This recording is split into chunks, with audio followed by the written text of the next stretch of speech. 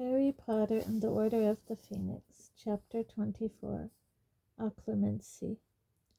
Kreacher, it transpired, had been lurking in the attic. Sirius said he had found him up there, covered in dust, no doubt looking for more relics of the Black family to hide in his cupboard. Though Sirius seemed satisfied with the story, it made Harry uneasy. Kreacher seemed to be in a better mood on his reappearance. His bitter muttering had subsided somewhat, and he submitted to orders more docilely than usual, though once or twice Harry caught the house elf staring at him avidly, but always looking quickly away whenever he saw that Harry had noticed. Harry did not mention his vague suspicions to Sirius, whose cheerfulness was evaporating fast, now that Christmas was over. As the date of their departure back to Hogwarts drew nearer, he became more and more prone to what Mrs. Weasley called fits of the sullens, in which he would become taciturn and grumpy, often withdrawing to Buckbeak's room for hours at a time. His gloom seeped through the house, oozing under doorways like some noxious gas, so that all of them became infected by it. Harry didn't want to leave Sirius again with only Kreacher for company. In fact, for the first time in his life, he was not looking forward to returning to Hogwarts. Going back to school would mean placing himself once again under the tyranny of Dolores Umbridge, who had no doubt managed to force through another dozen decrees in their absence.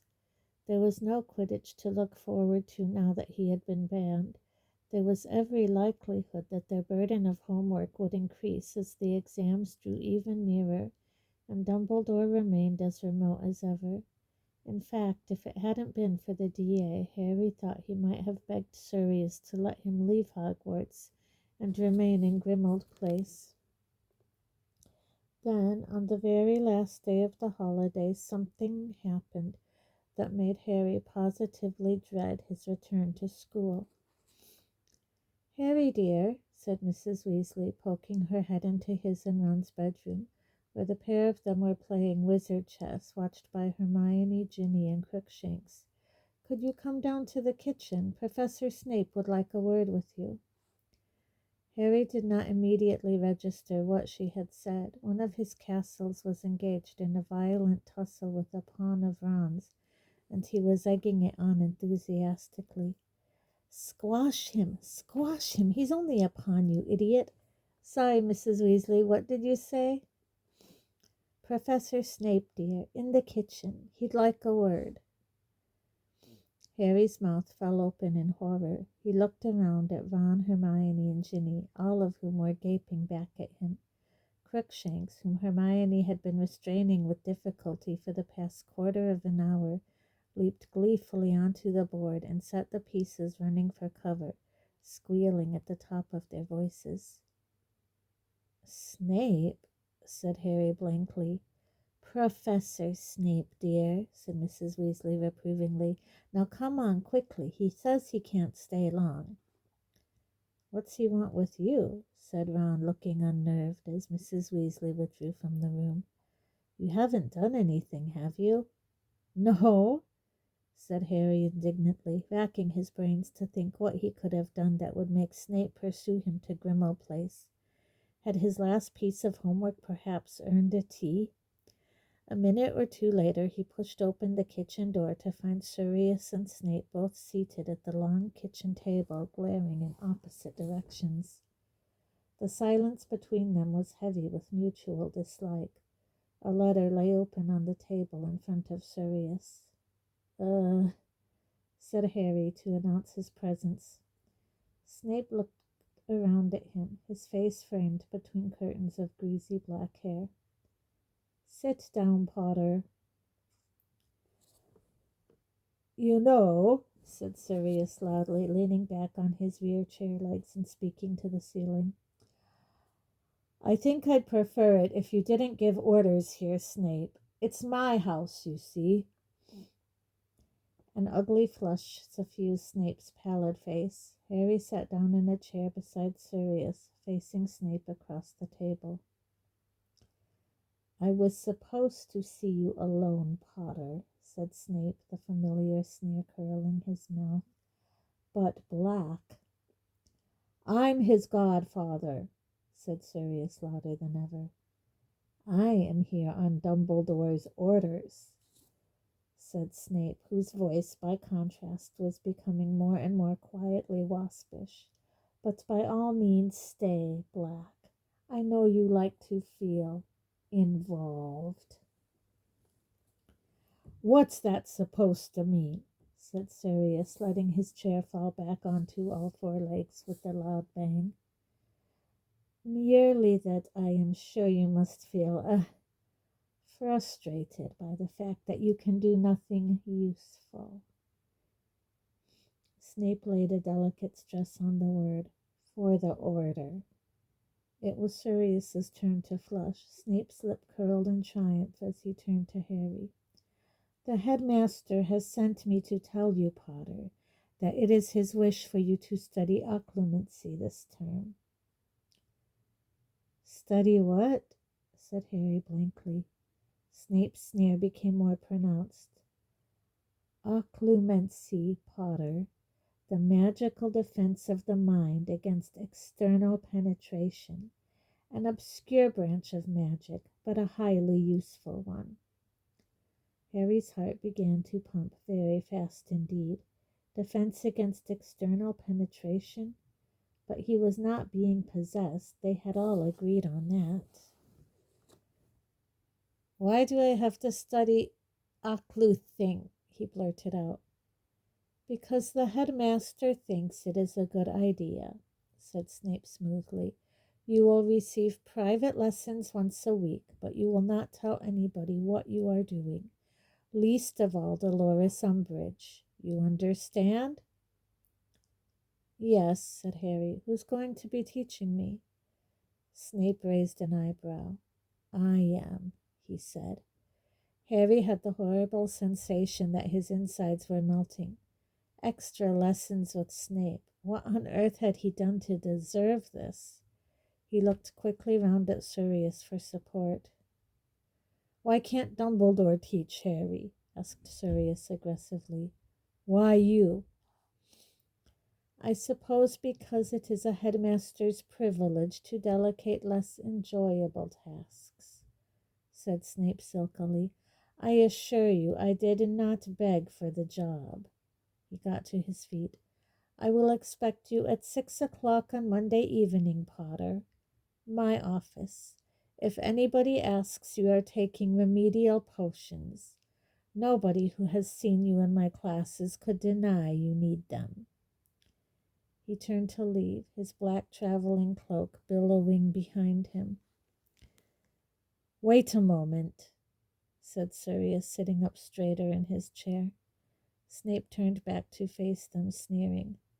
I am in rather a hurry, Black. Unlike you, I do not have unlimited leisure time. I'll get to the point then, said Sirius, standing up. He was rather taller than Snape, who, Harry noticed, balled his fist in the pocket of his cloak over what Harry was sure was the handle of his wand. If I hear you're using these occlumency lessons to give Harry a hard time, you'll have me to answer to. How touching, Snape sneered. But surely you have noticed that Potter is very like his father. Yes, I have, said Sirius proudly. Well then, you'll know he's so arrogant that criticism simply bounces off him, Snape said sleekly. Sirius pushed his chair roughly aside and strode around the table toward Snape, pulling out his wand as he went. Snape whipped out his own. They were squaring up to each other, Sirius looking livid, Snape calculating, his eyes darting from Sirius's wand tip to his face. Sirius, said Harry loudly, but Sirius appeared not to hear him. I've warned you, Snivellus, said Sirius, his face barely a foot from Snape's. I don't care if Dumbledore thinks you've reformed. I know better. Oh, but why don't you tell him so? Whispered Snape. Or are you afraid he might not take very seriously the advice of a man who has been hiding inside his mother's house for 6 months? Tell me, how is Lucius Malfoy these days? I expect he's delighted his lapdog's working at Hogwarts, isn't he? Speaking of dogs, said Snape softly, did you know that Lucius Malfoy recognized you last time you risked a little jaunt outside? Clever idea, Black, getting yourself seen on a safe station platform. Gave you a cast iron excuse not to leave your hidey hole in future, didn't it? Sirius raised his wand. No! Harry yelled, vaulting over the table and trying to get in between them. Sirius, don't! Are you calling me a coward?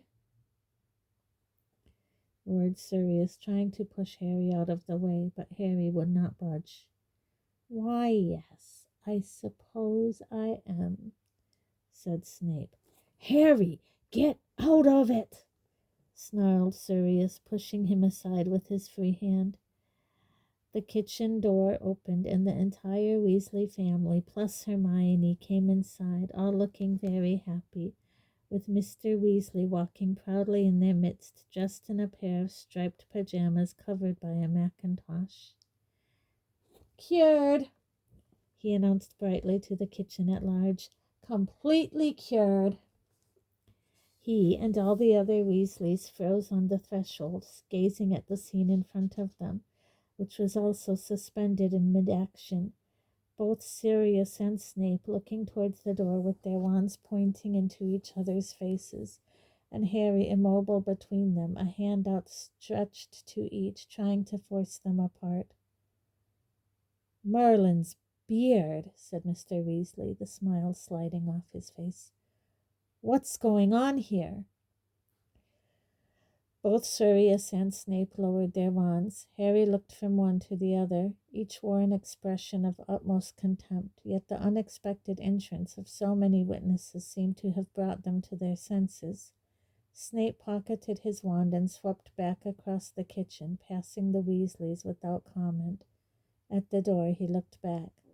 6 o'clock, Monday evening, Potter. And he was gone. Sirius glared after him, his wand at his side. What's been going on? Asked Mr. Weasley again. Nothing, Arthur, said Sirius, who was breathing heavily as though he had just run a long distance. Just a friendly little chat between two old school friends. With what looked like an enormous effort, he smiled. So you're cured? That's great news. Really great. Yes, isn't it? Said Mrs. Weasley, leaning her husband forward to a chair. Healer Smithwick worked his magic in the end, found an antidote to whatever that snake's got in its fangs, and Arthur's learned his lesson about dabbling in muggle medicine. Haven't you, dear? She added rather menacingly. Yes, Molly, dear, said Mr. Weasley meekly. That night's meal should have been a cheerful one, with Mr. Weasley back amongst them. Harry could tell Sirius was trying to make it so, yet when his godfather was not forcing himself to laugh loudly at Fred and George's jokes, or offering everyone more food, his face fell back into a moody, brooding expression. Harry was separated from him by Mundungus and Mad-Eye, who had dropped in to offer Mr. Weasley their congratulations. He wanted to talk to Sirius, to tell him he shouldn't listen to a word Snape said, that Snape was goading him deliberately, and that the rest of them didn't think Sirius was a coward for doing as Dumbledore told him and remaining in Grimmauld Place. But he had no opportunity to do so, and eyeing the ugly look on Sirius's face, Harry wondered occasionally whether he would have dared to mention it even if he had the chance. Instead, he told Ron and Hermione under his voice about having to take occlumency lessons with Snape. Dumbledore wants to stop you having those dreams about Voldemort, said Hermione at once. Well, you won't be sorry not to have them anymore, will you? Extra lessons with Snape? Said Ron, sounding aghast. I'd rather have the nightmares. They were to return to Hogwarts on the night bus the following day, escorted once again by Tonks and Lupin, both of whom were eating breakfast in the kitchen, when Harry, Ron, and Hermione came down next morning. The adults seemed to have been midway through a whispered conversation as Harry opened the door. All of them looked round hastily and fell silent. After a hurried breakfast, they all pulled on jackets and scarves against the chilly gray January morning. Harry had an unpleasant constriction sensation in his chest.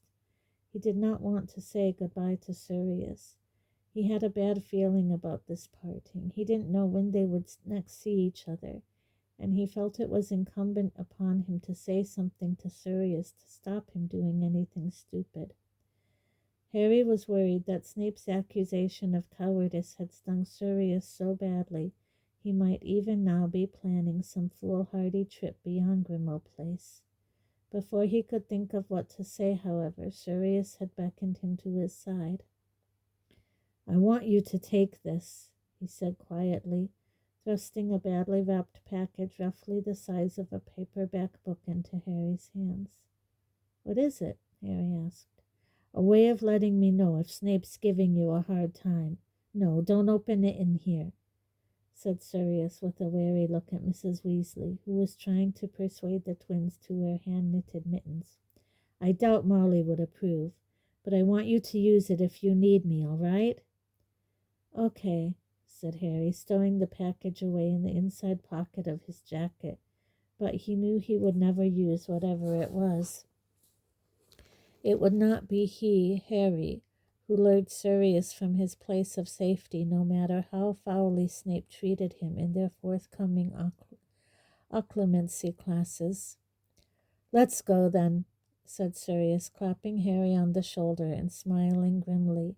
And before Harry could say anything else, they were heading upstairs, stopping before the heavily chained and bolted front door, surrounded by Weasleys. "Goodbye, Harry. Take care," said Mrs. Weasley, hugging him. "See you, Harry, and keep an eye out for snakes for me," said Mr. Weasley genially, shaking his hand. "Right, yeah," said Harry distractedly. It was his last chance to tell Sirius to be careful. He turned, looked into his godfather's face, and opened his mouth to speak, but before he could do so, Sirius was giving him a brief one-armed hug and saying gruffly, "Look after yourself, Harry." Next moment, Harry found himself being shunted out into the icy winter air, with Tonks, today heavily disguised as a tall, tweedy woman with iron gray hair, chivying him down the steps. The door of number 12 slammed shut behind them. They followed Lupin down the front steps. As he reached the pavement, Harry looked round. Number 12 was shrinking rapidly as those on either side of it stretched sideways, squeezing it out of sight. One blink later, it had gone. "Come on, the quicker we get on the bus, the better," said Tonks, and Harry thought there was nervousness in the glance she threw around the square. Lupin flung out his right arm. Bang! A violently purple triple-decker bus had appeared out of thin air in front of them, narrowly avoiding the nearest lamp-post, which jumped backwards out of its way. A thin, pimply, jug-eared youth in a purple uniform leaped down to the pavement and said, "Welcome to the—" Yes, we know, thank you," said Tonks swiftly. On, get on." And she shoved Harry forwards towards the steps, past the conductor, who goggled at Harry as he passed. It's Harry. If you shout his name, I will curse you into oblivion," muttered Tonks menacingly, now shunting Ginny and Hermione forwards. "I've always wanted to go on this thing," said Ron happily, joining Harry on board and looking around. It had been evening the last time Harry had traveled by night bus, and its 3 decks had been full of brass bedsteads. Now, in the early morning, it was crammed with an assortment of mismatched chairs grouped haphazardly around windows. Some of these appeared to have fallen over when the bus stopped abruptly in Grimmauld Place. A few witches and wizards were still getting to their feet, grumbling, and somebody's shopping bag had slid the length of the bus. An unpleasant mixture of frog spawn, cockroaches, and custard creams was scattered all over the floor. "Looks like we'll have to split up," said Tonks briskly, looking around for empty chairs. "Fred, George, and Ginny, if you just take those seats at the back, Remus can stay with you." She, Harry, Ron, and Hermione proceeded up to the very top deck, where there were 2 unoccupied chairs at the very front of the bus and 2 at the back. Stan Shunpike, the conductor, followed Harry and Ron eagerly to the back.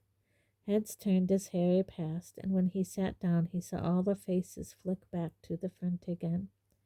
As Harry and Ron handed Stan 11 sickles each, the bus set off again, swaying ominously. It rumbled around Grimmauld Place, weaving on and off the pavement. Then, with another tremendous bang, they were all flung backwards. Ron's chair toppled right over, and Pigwidgeon, who had been on his lap, burst out of his cage and flew twittering wildly up to the front of the bus, where he fluttered down onto Hermione's shoulder instead. Harry, who had narrowly avoided falling by seizing a candle bracket, looked out of the window. They were now speeding down what appeared to be a motorway. "Just outside Birmingham," said Stan happily, answering Harry's unasked question as Ron struggled up from the floor. "You keepin' well then, Harry? I seen your name in the paper loads over the summer, but it weren't never nothing very nice. I said to Ern, I said, he didn't seem like a nutter when we met him. Just goes to show, doesn't it?" He handed over their tickets and continued to gaze enthralled at Harry. Apparently, Stan did not care how nutty somebody was if they were famous enough to be in the paper. The night bus swayed alarmingly, overtaking a line of cars on the inside. Looking towards the front of the bus, Harry saw Hermione cover her eyes with her hands, Pigwidgeon swaying happily on her shoulder. Bang! Chairs slid backwards again as the night bus jumped from the Birmingham motorway to a quiet country lane full of hairpin bends.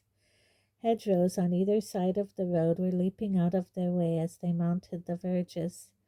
From here they moved to a main street in the middle of a busy town, then to a viaduct surrounded by tall hills, then to a windswept road between high-rise flats, each time with a loud bang. "I've changed my mind," muttered Ron, picking himself up from the floor for the 6th time. "I never want to ride on this thing again." "Listen, it's Ogward's stop after this," said Stan brightly, swaying towards them. "That bossy woman up front who got on with you, she's given us a little tip to move you up the queue. We're just going to let Madame Marsh off first, though." There was a retching sound from downstairs, followed by a horrible spattering noise. "She's not feeling her best." A few minutes later, the night bus screeched to a halt outside a small pub, which squeezed itself out of the way to avoid a collision. They could hear Stan ushering the unfortunate Madame Marsh out of the bus, and the relieved murmurings of her fellow passengers on the second deck. The bus moved on again, gathering speed until bang! They were rolling through a snowy Hogsmeade. Harry caught a glimpse of the Hogshead down its side street, the severed Boar's Head sign creaking in the wintry wind. Flecks of snow hit the large window at the front of the bus. At last they rolled to a halt outside the gates to Hogwarts. Lupin and Tonks helped them off the bus with their luggage, then got off to say goodbye. Harry glanced up at the 3 decks of the night bus and saw all the passengers staring down at them, noses flat against the windows. "You'll be safe once you're in the ground," said Tom, casting a careful look around at the deserted road. "Have a good term, okay?" "Look after yourselves," said Lupin, shaking hands all round and reaching Harry last. "And listen," he lowered his voice while the rest of them exchanged last-minute goodbyes with Tonks. "Harry, I know you don't like Snape, but he is a superb Occlumens, and we all, Sirius included, want you to learn to protect yourself, so work hard, all right?"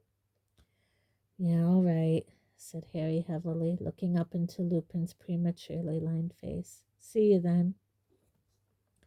The 6 of them struggled up the slippery drive towards the castle, dragging their trunks.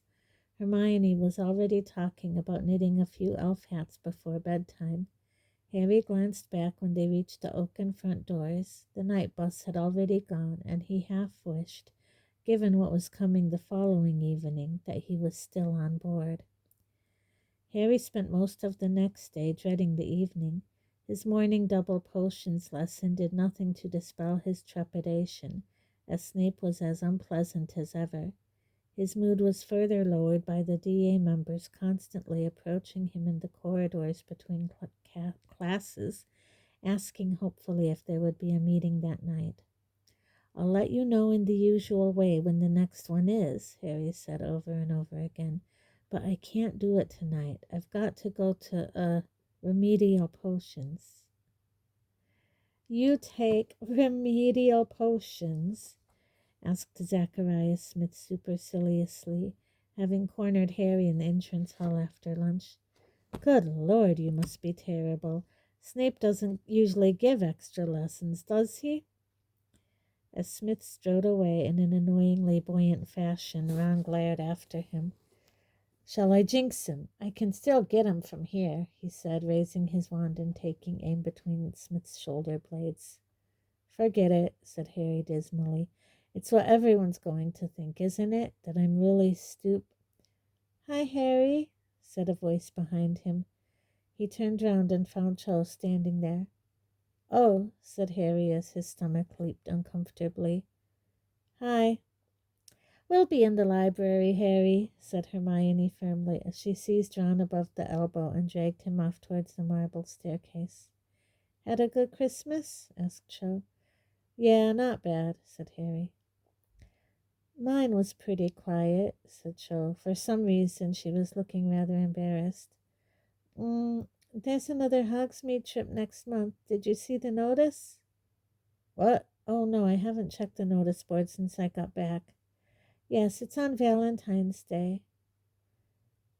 "Right," said Harry, wondering why she was telling him this. "Well, I suppose you want to." "Only if you do," she said eagerly. Harry stared. He had been about to say, "I suppose you want to know when the next DA meeting is," but her response did not seem to fit. He said.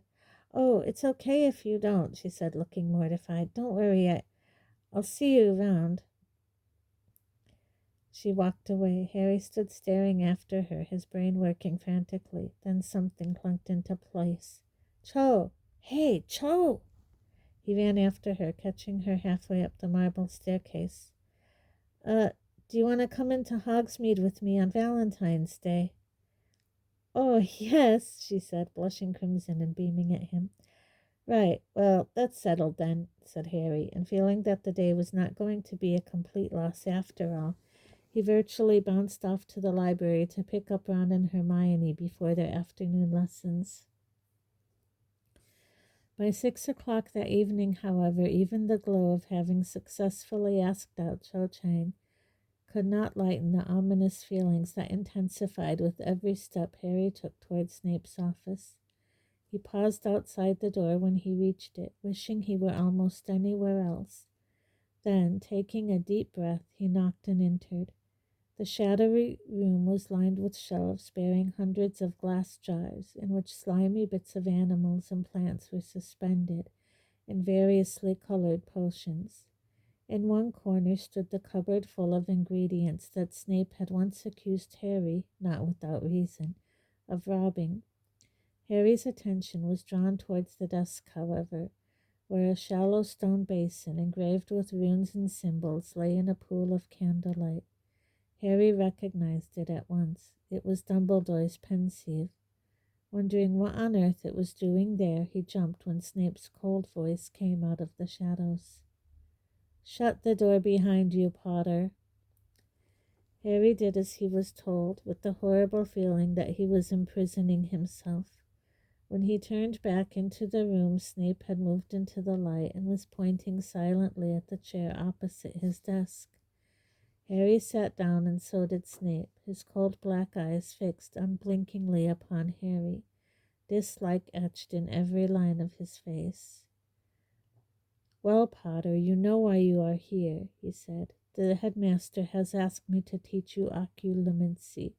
I can only hope that you prove more adept at it than at potions. Right, said Harry tersely. This may not be an ordinary class, Potter, said Snape, his eyes narrowed malevolently, but I am still your teacher, and you will therefore call me Sir or Professor at all times. Yes, sir, said Harry. Now, occlumency, as I told you back in your dear godfather's kitchen, this branch of magic seals the mind against magical intrusion and influence. And why does Professor Dumbledore think I need it, sir? Said Harry, looking directly into Snape's eyes and wondering whether Snape would answer. Snape looked back at him for a moment and then said contemptuously, Surely even you could have worked that out by now, Potter.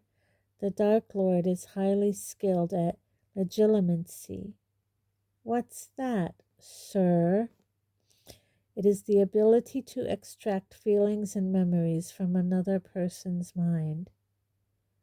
He can read minds? Said Harry quickly, his worst fears confirmed. You have no subtlety, Potter, said Snape, his dark eyes glittering. You do not understand fine distinctions. It is one of the shortcomings that makes you such a lamentable potion maker. Snape paused for a moment, apparently to savor the pleasure of insulting Harry before continuing. Only muggles talk of mind reading. The mind is not a book to be opened at will and examined at leisure. Thoughts are not etched on the inside of skulls to be perused by any invader. The mind is a complex and many-layered thing, Potter, or at least most minds are. He smirked. It is true, however, that those who have mastered legilimency are able, under certain conditions, to delve into the minds of their victims and to interpret their findings correctly. The Dark Lord, for instance, almost always knows when somebody is lying to him. Only those skilled at occlumency are able to shut down those feelings and memories that contradict the lie, and so can utter falsehoods in his presence without detection. Whatever Snape said, legilimency sounded like mind-reading to Harry, and he didn't like the sound of it at all. So he could know what we're thinking right now, sir? The Dark Lord is at a considerable distance, and the walls and grounds of Hogwarts are guarded by many ancient spells and charms to ensure the bodily and mental safety of those who dwell within them, said Snape. Time and space matter in magic, Potter. Eye contact is often essential to legilimency. Well then, why do I have to learn occlumency? Snape eyed Harry, tracing his mouth with one long thin finger as he did so. The usual rules do not seem to apply with you, Potter. The curse that failed to kill you seems to have forged some kind of connection between you and the Dark Lord. The evidence suggests that at times, when your mind is most relaxed and vulnerable, when you are asleep, for instance, you are sharing the Dark Lord's thoughts and emotions. The headmaster thinks it inadvisable for this to continue. He wishes me to teach you how to close your mind to the Dark Lord. Harry's heart was pumping fast again. None of this added up. But why does Professor Dumbledore want to stop it? He asked abruptly. I don't like it much, but it's useful, isn't it? I mean, I saw that snake attack Mr. Weasley, and if I hadn't, Professor Dumbledore wouldn't have been able to save him, would he, sir? Snape stared at Harry for a few moments, still tracing his mouth with his finger. When he spoke again, it was slowly and deliberately, as though he weighed every word. It appears that the Dark Lord has been unaware of the connection between yourself and him until very recently. Up till now it seems that you have been experiencing his emotions and sharing his thoughts without him being any the wiser. However, the vision you had shortly before Christmas, the one with the snake and Mr. Weasley. Do not interrupt me, Potter, said Snape in a dangerous voice. As I was saying, the vision you had shortly before Christmas represented such a powerful incursion upon the Dark Lord's thoughts. I saw inside the snake's head, not his. I thought I just told you not to interrupt me, Potter. But Harry did not care if Snape was angry. At last he seemed to be getting to the bottom of this business. He had moved forwards in his chair so that, without realizing it, he was perched on the very edge, tense as though poised for flight. How come I saw through the snake's eyes if it's Voldemort's thoughts I'm sharing? Do not say the Dark Lord's name, spat Snape. There was a nasty silence. They glared at each other across the Pensieve. Professor Dumbledore says his name, said Harry quietly. Dumbledore is an extremely powerful wizard, Snape muttered. While he may feel secure enough to use the name, the rest of us... He rubbed his left forearm, apparently unconsciously, on the spot where Harry knew the dark mark was burned into his skin. I just wanted to know, Harry began again, forcing his voice back to politeness.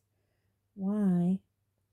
You seem to have visited the snake's mind because that was where the Dark Lord was at that particular moment, snarled Snape.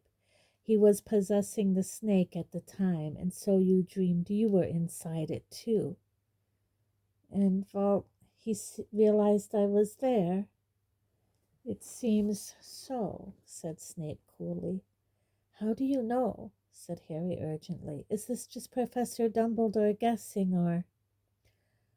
I told you, said Snape, rigid in his chair, his eyes slits, to call me sir.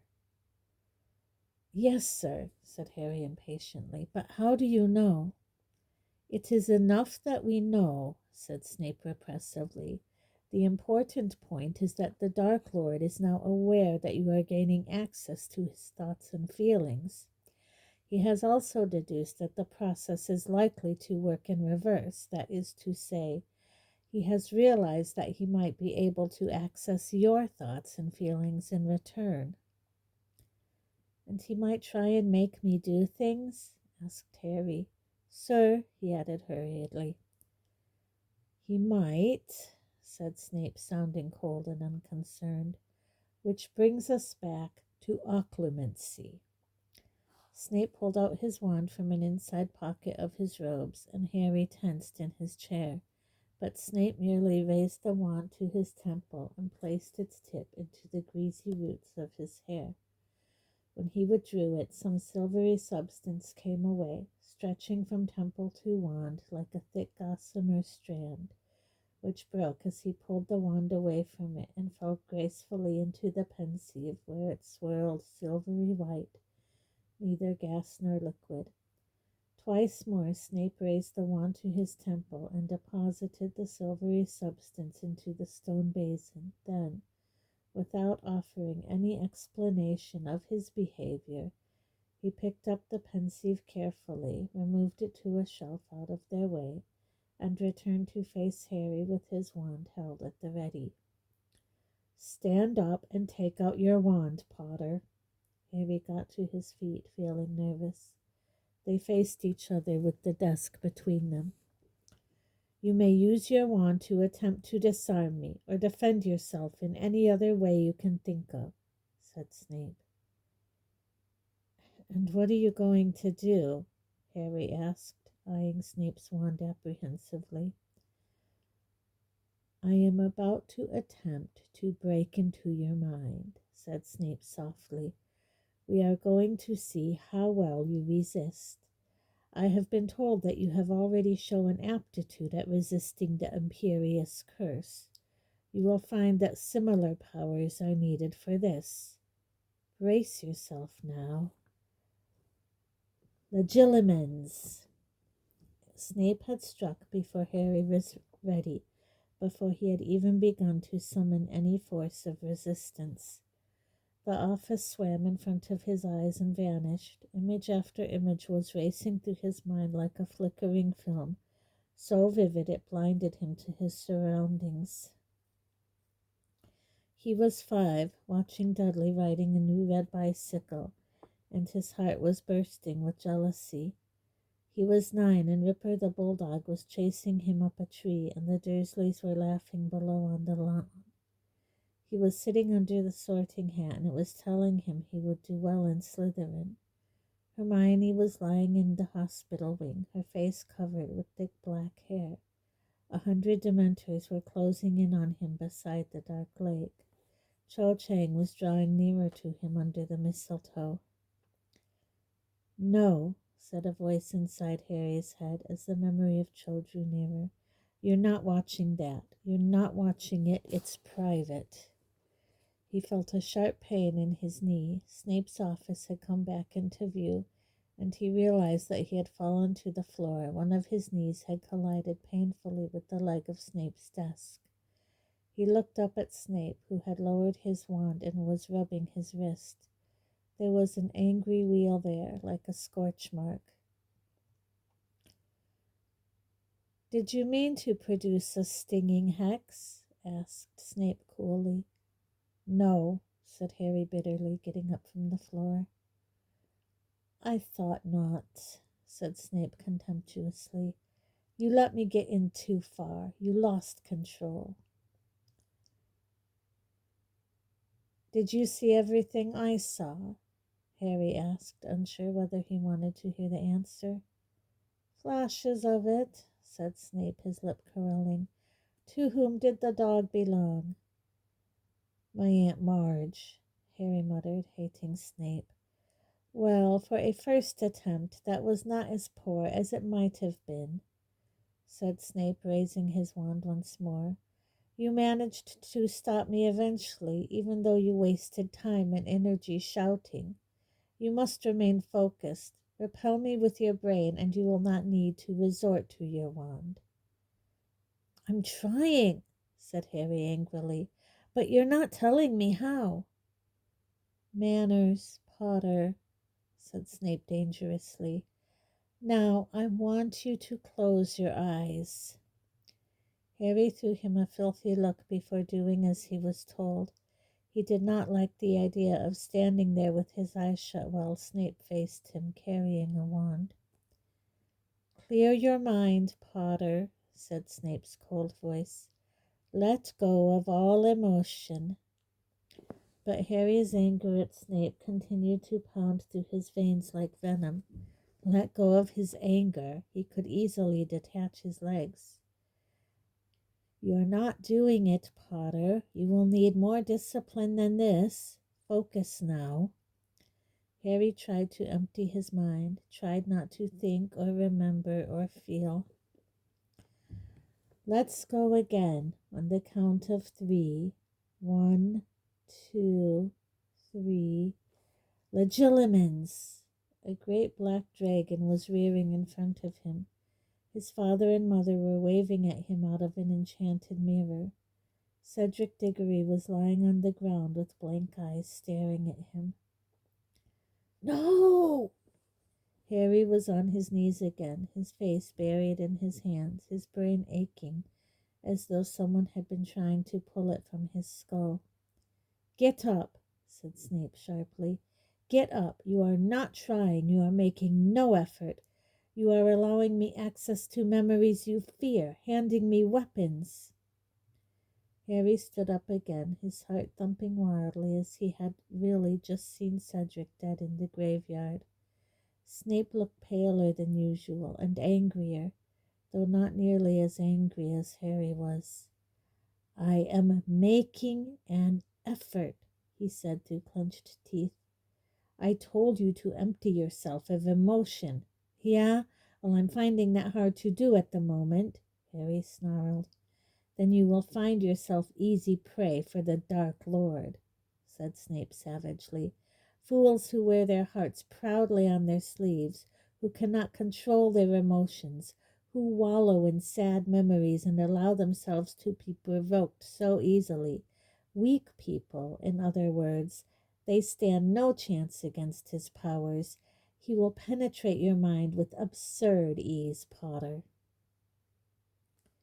I am not weak, said Harry in a low voice, fury now pumping through him so that he thought he might attack Snape in a moment. Then prove it. Master yourself, spat Snape.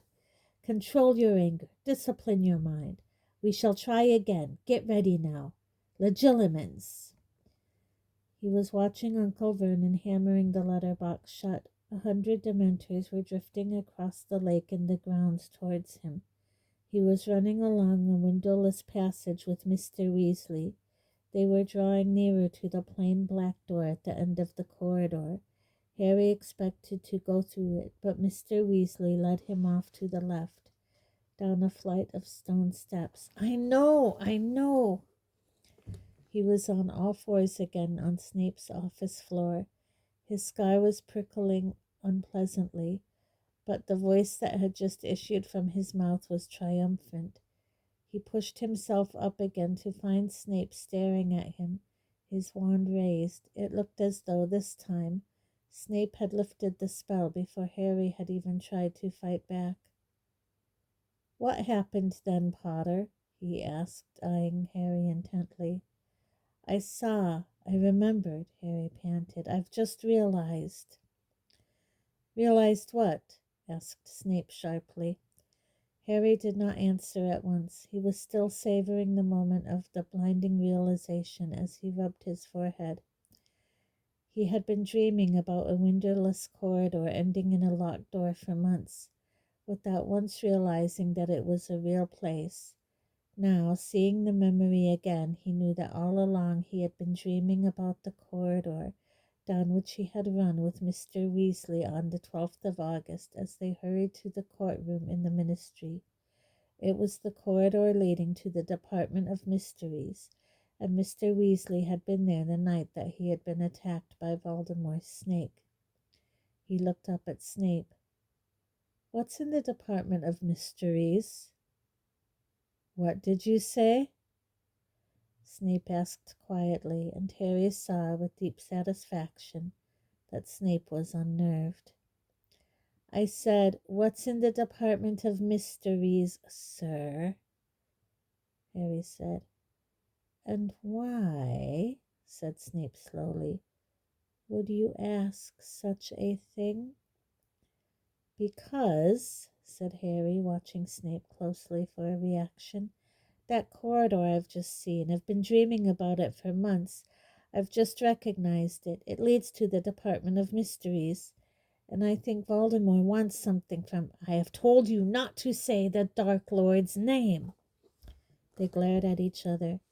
Harry's scars seared again, but he did not care.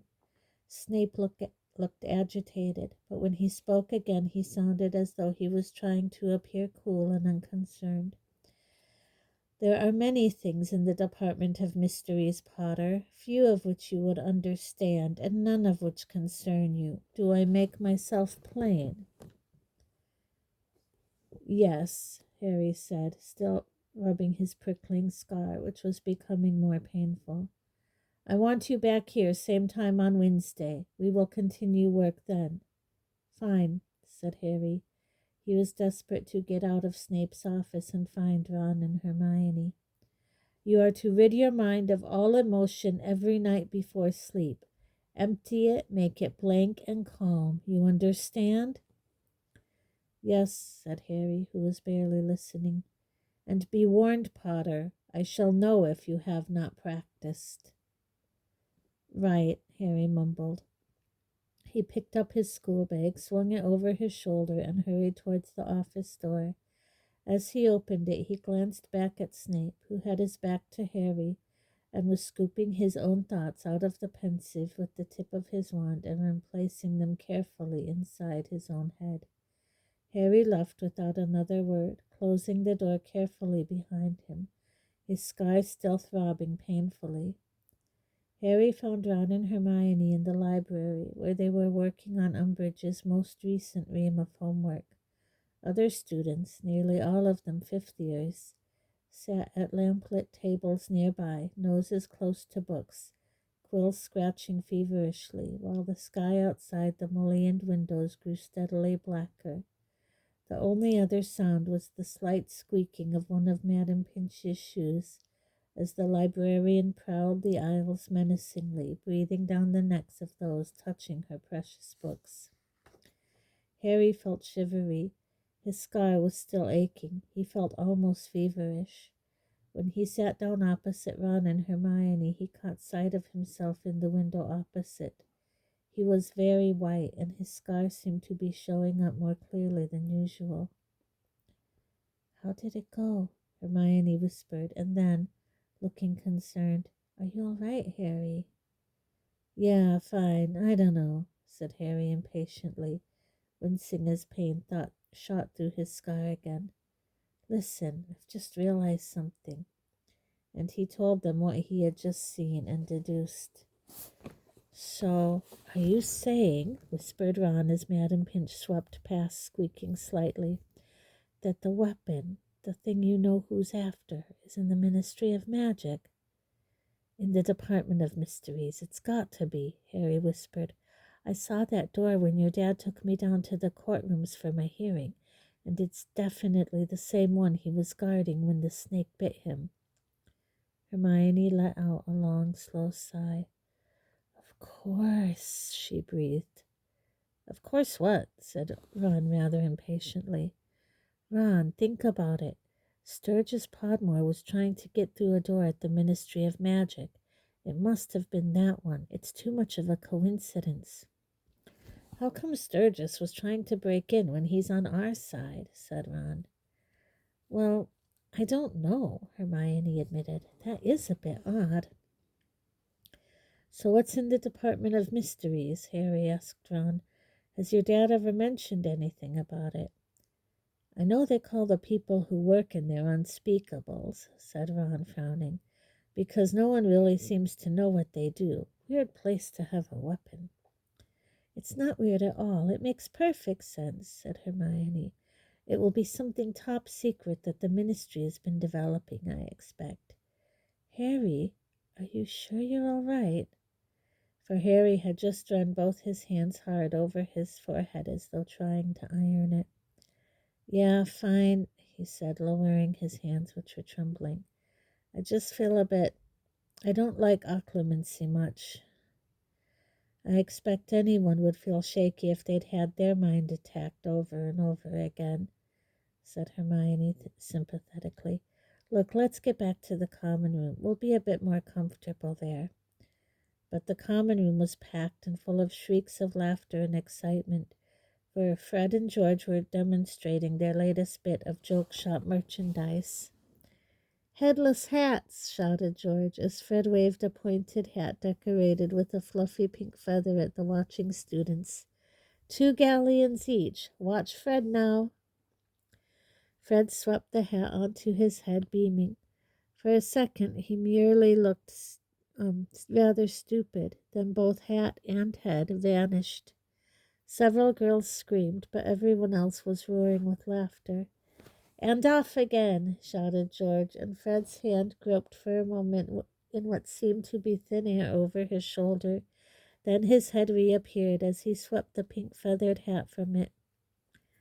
"How do those hats work, then?" said Hermione, distracted from her homework and watching Fred and George. "I mean, obviously it's some kind of invisibility spell, but it's rather clever to have extended the field of invisibility beyond the boundaries of the charmed object. I'd imagine the charm wouldn't have a very long life, though." Harry did not answer. He was feeling ill. "I'm going to have to do this tomorrow," he muttered, pushing the books he had just taken out of his bag back inside it. "Well, write it in your homework planner, then," said Hermione encouragingly, "so you don't forget." Harry and Ron exchanged looks as he reached into his bag, withdrew the planner, and opened it to tentatively. "Don't leave it till later, you big second-rater," chided the book as Harry scribbled down Umbridge's homework. Hermione beamed at it. "I think I'll go to bed," said Harry, stuffing the homework planner back into his bag and making a mental note to drop it in the fire the first opportunity he got. He walked across the room, dodging George, who tried to put a headless hat on him, and reached the peace and cool of the stone staircase to the boys' dormitories. He was feeling sick again, just as he had the night he had had the vision of the snake, but thought that if he could just lie down for a while, he would be all right. He opened the door of his dormitory and was one step inside it when he experienced pain so severe he thought that someone must have sliced into the top of his head. He did not know where he was, whether he was standing or lying down. He did not even know his own name. Maniacal laughter was ringing in his ears. He was happier than he had been in a very long time. Jubilant, ecstatic, triumphant. A wonderful, wonderful thing had happened.